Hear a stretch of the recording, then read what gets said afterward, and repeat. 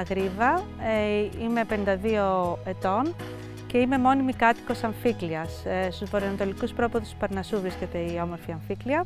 Αυτή τη στιγμή είμαστε στον Καρυδεώνα μας, στα 300 μέτρα υψόμετρο. Είναι ένας παραποτάμιος καρυδεώνας, 30 στρεμμάτων, με 540 δέντρα κύριας ποικιλίας Τσάντλερ. Από το 2018 έχουμε υιοθετήσει γεωργία ακριβίας και έξυπνες τεχνολογίες στην καλλιέργειά μας σε διαφορετικούς τομείς. Εγκαταστήσαμε έναν αγρομετεωρολογικό σταθμό που συλλέγει βέβαια δεδομένα καιρού, μετεωρολογικά δεδομένα. Μετράει και εξατμισοδιαπνοή που είναι απαραίτητη για την άρδευση, ας πούμε, για το πρόγραμμα άρδευσης. Επίσης έχουμε εγκαταστήσει πύγιους σταθμούς που περιλαμβάνουν μια σειρά από αισθητήρες υγρασίας εδάφους, θερμοκρασίες στο επίπεδο του εδάφους και σε κάποιο βάθος, καθώς και έναν αισθητήρα που προσομοιάζει φύλλο και μετράει υγρασία φυλλώματος. Όλα αυτά τα δεδομένα και από τους αισθητήρες αλλά και από τον αγρομετεωρολογικό σταθμό τα εκμεταλλεύεται ένα λογισμικό το οποίο είναι εγκατεστημένο σε υπολογιστή στον αγρό. Και το λογισμικό αυτό έχει φτιαχτεί από το Πανεπιστήμιο Davis της Καλιφόρνια, που ήταν πρωτοπόρο στην καλλιέργεια της καρυδιάς. Η κύρια ποικιλία του καρυδιώνα έχει αναπτυχθεί εκεί πέρα.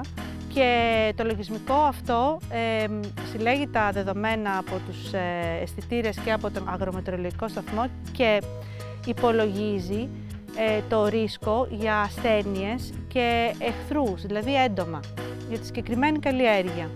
Ο κύριος εχθρός μας είναι η καρπόκαψα και η βακτηρίωση και είναι και ένα πολύ δυνατό εργαλείο διαχείρισης αυτών των δύο κινδύνων.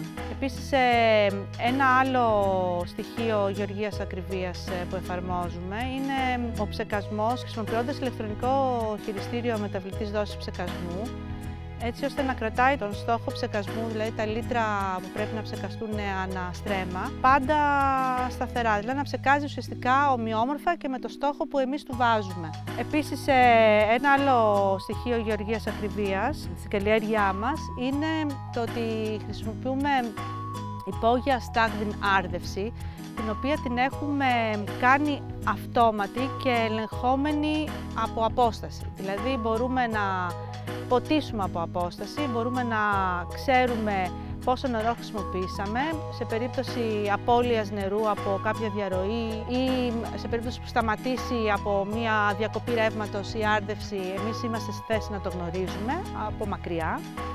Και βεβαίως μπορούμε να προγραμματίζουμε την άρδευση, δηλαδή να φτιάχνουμε προγράμματα άρδευσης τα οποία δεν αρχίζουν αυτόματα.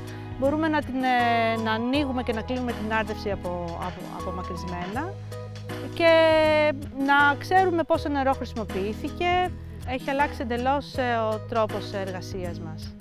Γιατί είμαστε σε θέση να ξέρουμε ακριβώς τι συμβαίνει στο χωράφι, ανά πάσα στιγμή και ώρα, και από καιρικές συνθήκες, αλλά και ακόμα να ξέρουμε, ας πούμε, πόση υγρασία έχει το έδαφος μας, τι βροχόπτωση είχαμε στη διάρκεια του χρόνου, έτσι, να ξέρουμε πώς αρχίζει μια καλλιεργητική σεζόν σε σχέση με την υγρασία στο έδαφος, πόσες ώρες ψύχους είχαμε, για να ξέρουμε, να προβλέψουμε αν θα έχουμε ένα δυνατό ξεκίνημα παραγωγικό. Μπορούμε να ξέρουμε ανά πάσα στιγμή αν φυσάει, έτσι ώστε να μην ερχόμαστε άσκοπα για ψεκασμούς. Μπορούμε να δούμε από την κάμερα αν είχαμε χαλαζόπτωση. Έχουμε ένα πλήρη έλεγχο του τι συμβαίνει στο χωράφι μας και μας εξοικονομεί επίσης φυσικούς πόρους, χρόνο εργασίας, άσκοπες μετακινήσεις, ενέργεια βέβαια εννοείται. Κάνουμε πολύ πιο στοχευμένες επεμβάσεις σε επίπεδο ψεκασμών, άρδευσης, λίπανσης. Κάνουμε πιο ορθολογική χρήση των φυτοφαρμάκων, των χημικών λιπασμάτων. Κάνουμε πιο στοχευμένους ψεκασμούς, οπότε έχουμε και περισσότερη αποτελεσματικότητα στους ψεκασμούς, άρα έχουμε αύξηση της παραγωγής και της ποιότητας του παραγόμενου προϊόντος. Έχουμε καλύτερο έλεγχο του τι συμβαίνει στο χωράφι μας. Εμπιστεύομαι τις νέες τεχνολογίες και τη γεωργία ακριβίας. Το έχω δει στην πράξη ότι βοηθάνε πάρα πολύ τη δουλειά μου και το να παράξω ένα ποιοτικό προϊόν. Στη σημερινή εποχή μπορεί να κάνει και τη διαφορά μεταξύ ενός προϊόντος ή μιας επιχείρησης σε σχέση με κάποια άλλη.